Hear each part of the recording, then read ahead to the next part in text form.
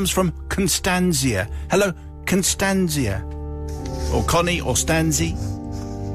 Constance, whatever. Anyway. Thanks, Constancia. Here comes today's tale. Simon, I seek forgiveness from you and your top team. Love you all, particularly Susie, and also Matt.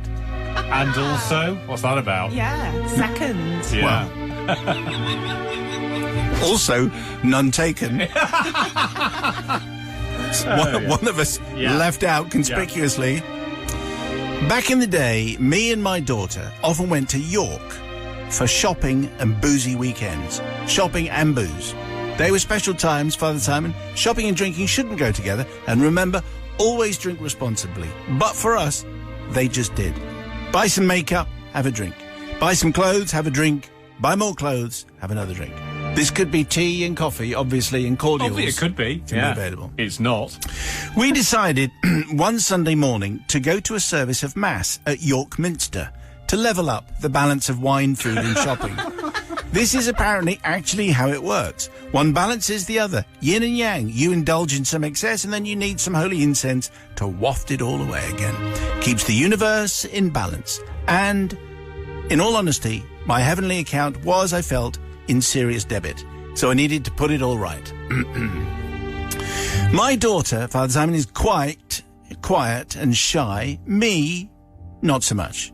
I'm also Catholic, so I was treading in challengingly foreign waters in a C of E church. But all were welcome, of course, whatever your home team was. That's one way of looking at it.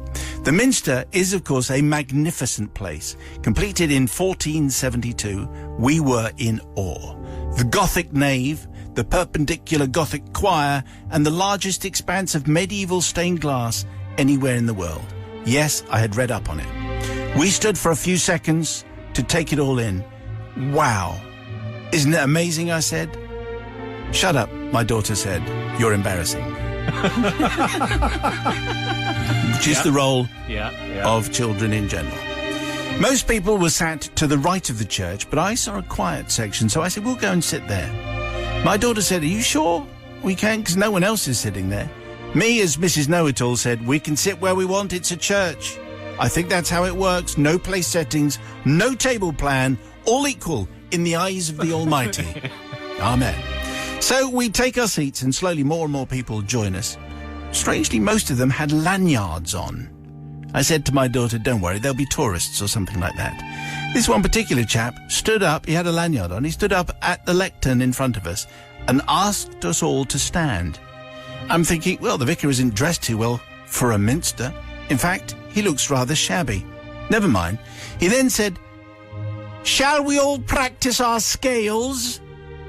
I looked at my daughter and she looked at me, and apart from do, re, mi from The Sound of Music, we didn't have a clue.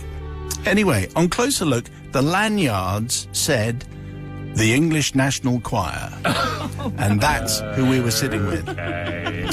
If they'd been a rock choir, Father Simon, we could have joined in. I can do a fabulous Cold as Ice. My daughter does a great umbrella, Ella, Ella, hey, hey. But this wasn't that. This was, and I'm guessing here, some of Handel's Messiah or some Bach or some Panis Angelicus, some Ave Maria. Yes, I've looked this up too.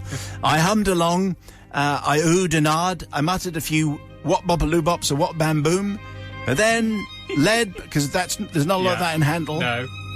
Then, led by my moral compass, a.k.a. my daughter, we called it a day. I actually didn't need her comments.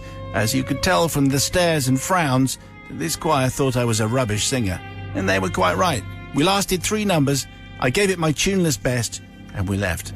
I'm hoping that they're a forgiving bunch. I mean, being immersed in all that glorious music, they must have gentle, understanding souls, don't you think? Choristers, I imagine, are jovial folk who appreciate a good cake, fine ale and properly cooked sausage, but maybe it's just me. What?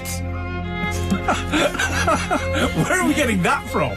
But they knew that we were interlopers because we had no lanyards. Plus, Constantia, you couldn't sing. That was the crucial bit.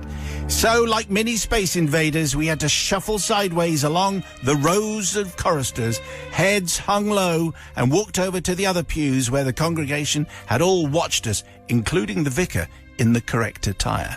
Somehow, I know that he knew. We sheepishly waited until the end of the service and left, flushed, embarrassed, very hungover, and very red-faced, please, I ask for your forgiveness, particularly from Matt and Susie, because I like them the most. That's Constancia. Sister Susie going first. Here we go. Well, I'm always up for, fitting in a glass of fizz, whatever you're doing. So, I think, why not? If you're going to go away for the weekend. Too much? Just fit it in. And you know what? You had fun. And you weren't to know that you weren't to sit there. Why didn't they put a sign? So, do you know what? I'm with you. I'm going to forgive you. Really? Yeah. I'll turn up for the books. Brother from another gutter. Absolutely right, Suze. There should have been a sign. No one said anything. I mean, it's hardly their fault, is it? I mean, the revelation that choristers like sausages, I had no idea either. So a well-cooked sausage. A well-cooked sausage. And so I'm going to, if for nothing else, then Simon channeling is in a Derek Nimmo, which managed to find its way into Did that you like one. that? Yes, very much so. Ask your parents. It's a topical TV reference. Yes, definitely.